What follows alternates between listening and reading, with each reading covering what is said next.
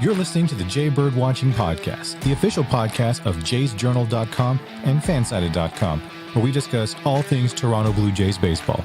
We'll talk about news, rumors, and game recaps. So whether you're a diehard fan or just getting started with the team, this is the podcast for you. Here's your host, Craig Borden, with co-hosts Jason Lyons and me, Ken Alfred. You're listening to the Jay Bird Watching Podcast.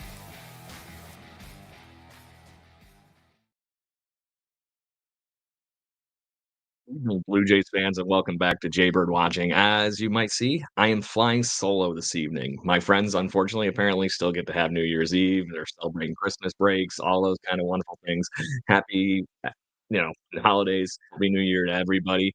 I'm glad that Jason and Ken have something they can do with their families and everything this evening. And like I said, I just have to be free. So here I am to whatever venting I possibly can about Toronto Blue Jays baseball, because I don't know if anybody's been paying that much attention over the last few weeks or anything, but it is an horrid. There's not been a lot going on. The Blue Jays are very, very behind the ball on where they want to be this off season. We had all the wonderful aspirations of doing everything right, and we were hearing great news. There was the whole Johnny Plaingate thing. Things were heading in the Toronto Blue Jays direction. But here we are, how many weeks later? Not much has happened. We are getting guys that returned. Great. We are getting weird, horrible cast-offs from another team that I'm hoping produce better. But for anybody that's been following this show as long as they have been, I think you would all know that I wasn't terribly happy about Kevin Kiermaier last season coming to the Blue Jays. I was just wishing that the bar was higher. I've been once again proven completely wrong here. That we can replace that whole idea of Kevin Kiermaier being the issue in my, you know, wonderful whatever you want, because now we have spent a ton of money on a Yankee cast-off that Yankees fans were very upset with, and it's Isiah Kiner-Falefa. And ISK was not exactly the free agent signing that the Toronto Blue Jays were looking for. But at the end of the day, Isiah Kiner-Falefa is he's the floor candidate. At least that's what all Toronto Blue Jays fans and everybody. It's a very underwhelming move. But to that point, there is something here because the Blue Jays did get somebody to come in and be a good backup player. Catch being in that, Blue Jays fans. We already have a lot of this exact player. IKF is basically the equivalent of what we have in Davis Schmier, Kevin Biggio, Santiago Espinal, list, name, so on and so forth. There is nothing new here to write home about. So how did we get here is the first question. Okay, great. They're ready to throw a giant, crazy amount of money on Shohei Ohtani to get him to come north of the border and play baseball on both sides of the ball. But here we are. That obviously played out to the Dodgers' favor, and here we are in that fashion. The next big chip to fall is supposedly going to be the Blue Jays being the front runners for Cody Bellinger, a wonderful, amazing, highly touted, very costly bat that could have came to the Toronto Blue Jays, a left-handed power hitter, something we've been all screaming for forever at this point, it feels like, just somebody to come in and just mash from that side of the plane, destroy right-handed pitchers. But we didn't get that. So now we're down into the sub-top 10 free agents, which Blue Jays fans, I know it feels funny. We've been spoiled a little bit over the last few years because we have been able to get some big free agent over the last 2 years. Look at Kevin Goss, look at Hyunjin Ryu, George Springer. Just keep going. There's plenty of them. So the Blue Jays were ready to shell out money is the biggest catch here in this whole thing. So where does the money go? Apparently $15 million worth of it goes to Isiah Kiner-Falefa. Sorry. But Blue Jays fans know him for being a catcher/shortstop for the Texas Rangers. He also played this past year in every infield position humanly possible for the New York Yankees, and we all know how well that team unfortunately did this year. It wasn't because IKF was lighting the world on fire. But to that point, we have another guy here that is in that first off the bench mentality that does give them flexibility, especially if you're not bringing somebody back like Matt Chapman. We all know are loving the idea that Matt Chapman could come back, but we all do know very well that that will be a very costly endeavor to bring back Matt Chapman to Toronto Blue Jays blue. Is it worth it? Would be the first catch. We have options, like I mentioned. You could play Davis Schneider at third base. You could play Cavan Biggio, and those were the two major league ready internal options. But we have two good props. And I named power hitter crazy power hitter in the minor leagues, Aurelvis Martinez. So there's one option. We also have set spring training on fire last year. Why isn't Addison Barger coming up to this team? Addison Barger also finally found it after having a season of injuries and whatnot leading up to that part of the Toronto Blue Jays offseason or midseason, I would say. So in the midst of that, what do? You want to hurry up and bring somebody in to help this team. So what they throw at the wall here is putting IKF in that equation as well. Now is another major league ready guy that could come in and help the Toronto Blue Jays. Keyword on that whole thing is you still don't know what you're really going to get from him. $15 million for 2 years, that's in that ballpark of hoping something sticks. Baseball terms, that's not a ton of money when you're talking a guy that is major league ready. But if you look at the stat sheet, there is nothing that jumps off of the sheet for it. He is literally barely above replacement. So wins above replacement measure the boil everything down to cold calculating math number in baseball analytics. He has a point 0.1. So that was 242 batting average, 6 home runs, 39 runs scored, and 37 RBIs last year for the Yankees. And like I said, that was a good amount of games. That wasn't just him showing up. That was in 111 games, 396 plate appearances. So it was enough to do some damage in there. To that point, out of those hits he did get 18 doubles. So maybe there's something there. Also stole 14 bases. Maybe one of those guys that finds it, he's younger, I don't know. You have no idea. It's the roll of the dice candidate, right? He'll be 29 by the time Major League Baseball season starts. Right side of the coin, just like we were talking about with Biggio and Espinal. Young still can have a lot of upside, but are they gonna have more upside than him? I don't know. But I just don't like that this if this is the only move that we get this offseason, it is gonna be really rough because IKF is not the guy that's raising this to a playoff caliber team all of a sudden overnight, which is what the Blue Jays need. They need that high impact player. And I'm not saying it has to be a high paid free agent prospect. It doesn't need to be that. They need to find somebody to be a catalyst in this lineup and hoping for everything to go back to normal cannot be what the Toronto Blue Jays go into this spring training like.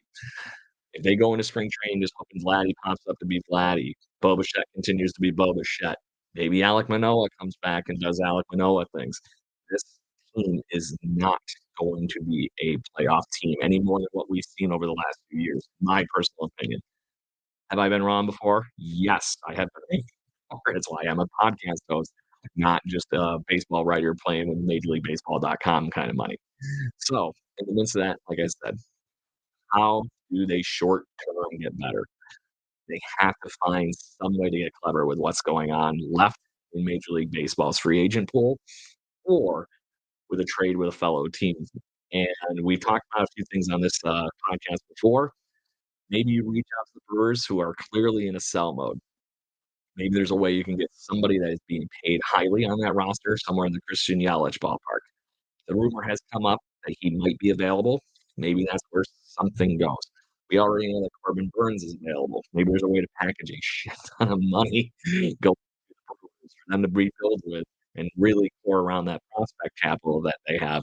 And that Blue Jays obviously get the win now talent that we need in this outfield, batting order, pitching rotation, everything. The one thing the Blue Jays will legit have going on is right now they have four of the best returning starters in Major League Baseball. And Jose Barrios, Kevin Gausman, Chris Bassett. It's those three right there is enough. So, and then the fact that we get what we get when we got rookies like Ricky Tiedemann that could come in too and whatnot. It is insane what high-end talent we could have in this pitching rotation. But to that point, where is the next piece to it? Who knows? Right that we don't know where it's gonna go. But to that point, we need bullpen help too. So maybe this outside looking in piece from Alek Manoah becomes the bullpen arm that we need in the midst of losing somebody like Jordan Hicks, who isn't currently re-signed with anybody. Maybe that happens too, and we all are very fortunate to have a guy that gets 107 out of the bullpen. Yes, look it up. That was one of the fastest pitches in all of Major League Baseball last year with Jordan Hicks, and it was slightly obnoxious. I remember watching that live, and I kinda did that, "Whoa, that just happened? Am I sure? Did I read the digits wrong?" I have no idea. But to that point, I wasn't full of shit, and it actually legit happened. You can look that up on the fastest pitches of Major League Baseball this year on Pitch Ninja. That's one of the wonderful videos they've been doing over the, holiday season here. So, back to IKF, not really raising the floor. So where do the Blue Jays go? I think they need to start really seriously ringing and burning up the phone lines on a guy named Rhys Hoskins. And I point out that our friends over at jaysjournal.com, who we're the official podcast for, Mike Fisher just put a wonderful article together on the website that was talking about why this probably should be a good move for the Toronto Blue Jays. And the fact is, Hoskins didn't want to leave Philly, I don't think. He really was going to be happy there. He was looking very good. The Phillies have unfortunately found out that Bryce Harper's arm didn't hold up. He had Tommy John surgery, and he ended up having to play first base the end of last season, which honestly was one of the many reasons they were, World Series team last year. But obviously, Rhys Hoskins, who is now healthy, cannot be that guy going forward for the Philadelphia Phillies. They also have guys that are already rotating through that DH spot, and it's just not going to happen. It doesn't look like to be in the cards. There's some other people that are already lining up for Hoskins because he is a crazy power bat. This is a guy that is still on the young side, could be Kyle Schwarber. You gotta love that kind of talent, and that to mention putting him in that, onslaught of Bo, Vladdy, and everybody else, it's gonna make things interesting. And he can play a couple of positions. He plays outfield, and then he can play DH too. So there's enough there to help balance the lineup, especially if you look at this IKF move as what the Blue Jays are trying to do in the fashion of not getting Tony Bellinger, not getting Shohei Ohtani. These are the kind of moves you make to be able to fill in the blanks. You get Rhys Hoskins, he can play the corner outfield spots and spell Springer for a day, Varsho in center, Kiermaier, whatever it might be to move everybody around and get that piece. And I say that again, I mentioned that wrong. You don't want Hoskins playing center field, but you could get him moving Varsho around from left to center and all those kind of things. But the big thing is you have a bat that can hit 30 home runs in this lineup because just to put this on the bat, I got a baseball card for you. This is a career 342 hitter, but he's been playing in a lot of big National League ballparks over the years. And as far as things go, he's just 30. He'll be 31 by opening day. But projected for this season is about, I'd say, his career average, but this can't be. If he's healthy, he's not going to do this season. Because it's only saying that he make in the current projection stuff that he only make it into where I lost it. Half of the games this year. If Rhys Hoskins is healthy, he's going to play in more games than that. Because before every season he's been healthy, he's played 100 games easy. And the last season he was fully healthy in 2022. He had 30 home runs, 79 RBIs. That's what the Blue Jays need. That sixth guy that can just mash. Taking his lineup spot where we were hoping to get that April production that we got from Matt Chapman with Rhys Hoskins is a better trade-off to throw more in that personal opinion. So there's the first thing that you could get. This is a guy that, funny enough, that actually was in the Rookie of the Year conversation back in 2017. There were just a few other people in that conversation as far as who beat him out for that. Jose Tupe, National League that year was Cody Bellinger, who won it. Paul DeYoung, which is funny because Blue Jays fans got to see Paul DeYoung last season. He couldn't hit his way out of a brown paper bag. And then Masher for the Pittsburgh Pirates, Josh Bell. So those are the guys that beat him out for the rookie year in 2017. But Rhys Hoskins is a hell of a bat. The Blue Jays, I really seriously think need to look into and fills a couple of the boxes and gets them to a better lineup and maybe in the American League East ballparks, those 30 home runs go a little bit crazier. The other guy that the Blue Jays have been linked with, and this one I'm not as excited about because I know on the stat sheet it looks very similar to Rhys Hoskins, but it's what should I say, difference in continued upside. I think Rhys Hoskins being injured last year actually helps him a little bit because he can come back and have some more fuel in the tank. Meanwhile, Jock Peterson, I'm just shocked that he does what he does still. He's got a lot of swing and miss in his ball game where I feel like that Hoskins at least makes a little bit more contact. So that being said, if you look at the stat sheet and where the projections are for Jack Peterson, it's very similar to Rhys Hoskins. Just the difference in left-handed bat or right-handed bat. Um, Also, a guy that was a former Rookie of the Year candidate, All-Star twice, home run derby masher. But I worry how much he's actually just the home run derby guy at this point in his career, and I think the Blue Jays spend money on him. It's not gonna be the guy we got in 2020 with an all-star when he was playing with the Giants in his first years where he batted .274, had 23 home runs and 70 RBIs. I think you're gonna get the guy more like last year. He bats .235, 15 home runs. And at that point, I would have rather just bought Randall Grichuk back because at least he's gonna play good defense. But that's the kind of crazy that you're dealing with here. And where the Blue Jays are currently sitting in the free agent pool, it's just not as full as it was. There's enough signings. I really think that the Blue Jays are looking to get better, and they're not looking at somebody like Rhys Hoskins or even just finally reconvincing Cody Bellinger to come back. But I think the Cody Bellinger thing with the recent moves with Double K, bringing in Kiner-Falefa, I think that ship might have been sailed, and I don't think it's going to happen. And that's not because of money. I'm assuming there was no mutual interest there for the Toronto Blue Jays and Cody Bellinger wanting to come play up north of the border. Would have been good for baseball. Just have to be that guy for a minute. But where do they go now if you can't go anywhere on the free agency? Free agency is, like I said, pretty thin.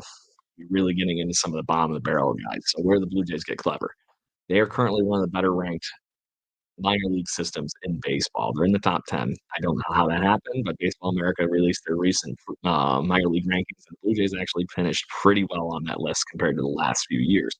A lot of that is top prospect Ricky Tiedemann and how he's been performing. The question is, will the Blue Jays trade Tiedemann right now?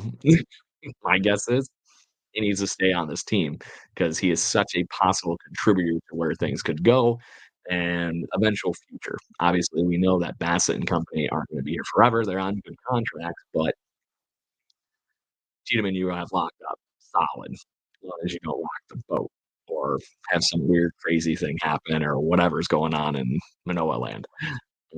So what else could they be doing? The trade rumors are starting to swirl a lot more in Major League Baseball over the last few weeks, and there might be some guys that are around that might be able to do that. I really think that's where the Blue Jays are going to be able to strike and steal somebody that they need that will, excuse me, help this team out and win now. So if that's the case, I really think that's the big splash that they make. There is one other possibility that they do, and this could bolster the pitching rotation or possibly the bullpen, depending on upside and value and when the guy can actually make it to the major leagues. And that is the Blue Jays have been linked to Yariel Rodriguez, who, Cuban and a very good player. um, he is approaching 30. That would be the catch, but that is the proper side of things for a guy that's about the peak of his prime. He'll be 27, which is on the younger side for all the guys that are available in the free agents market. So he played with the Japanese, the Chinshu Dragons, I think, last year.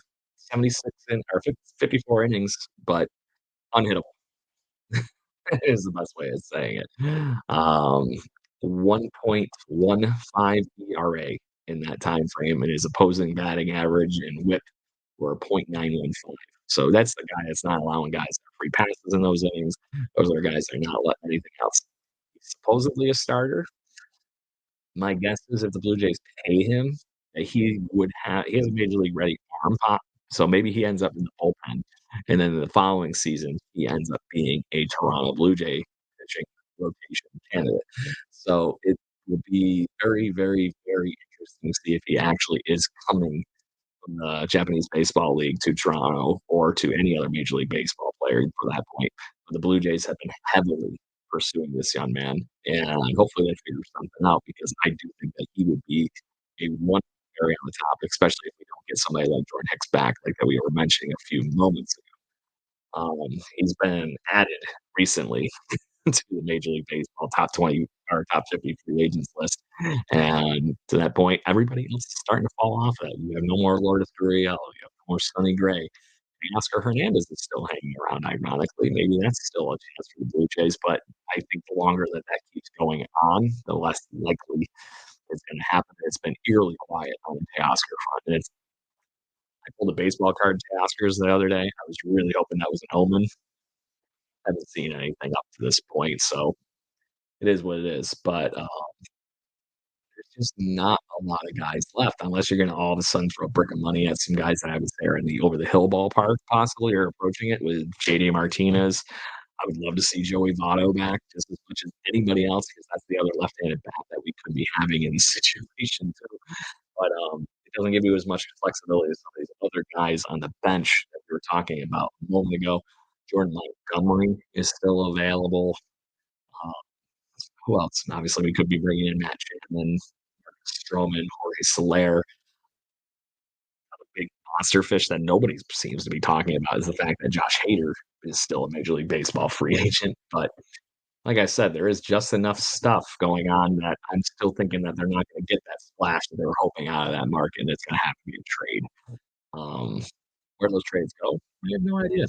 There's a wonderful whole website that's dedicated to those trade rumors, MLBTradeRumors.com.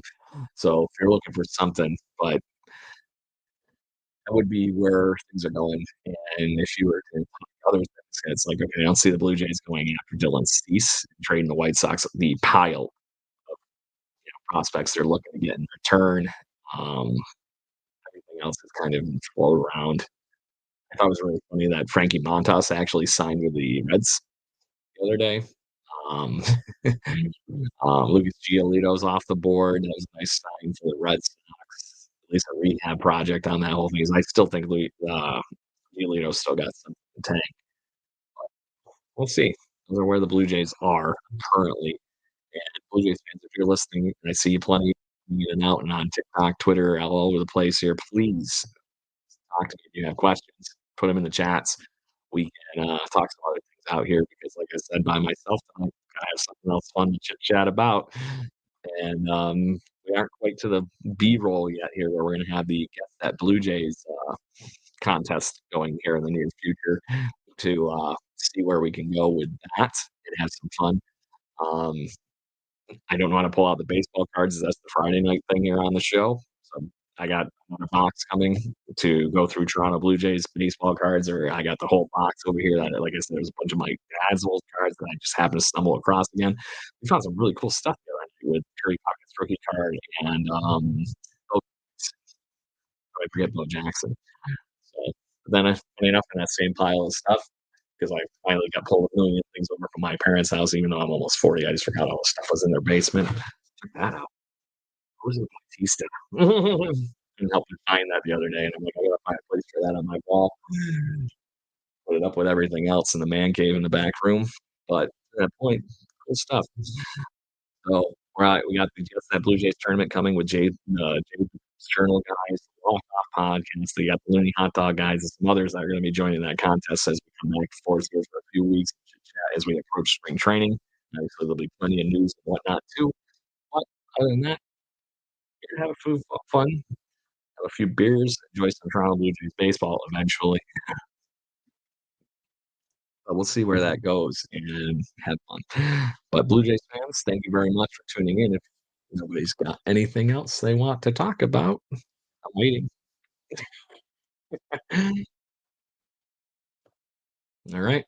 So, seeing I have no new news or anything, like I said on the Blue Jays front, I want to just make sure that you all are in the understanding that I'm more than happy to be here. We are the Toronto Blue Jays official podcast of Fansided.com, part of jaysjournal.com. Obviously, we're here on Twitter, TikTok, Instagram, this thing, that thing, wherever you can get any of your live streaming from. And don't forget, the podcast itself can be found wherever you get any of your podcasting pleasures from, whether it's Spotify, Apple Music, whatever it might be. We are there. We are here to talk. We are the barroom chat for Blue Jays fans. So make sure you chat with us. I was happy to talk with many of you during the little preview I did on TikTok. So thank you very much for chit chat. And we'll be talking soon. Until then, Blue Jays fans, hope you have a wonderful evening. Happy New Year. We'll talk to you soon. And I guess I'm going to do this by myself tonight. Woo! Let's go, Blue Jays.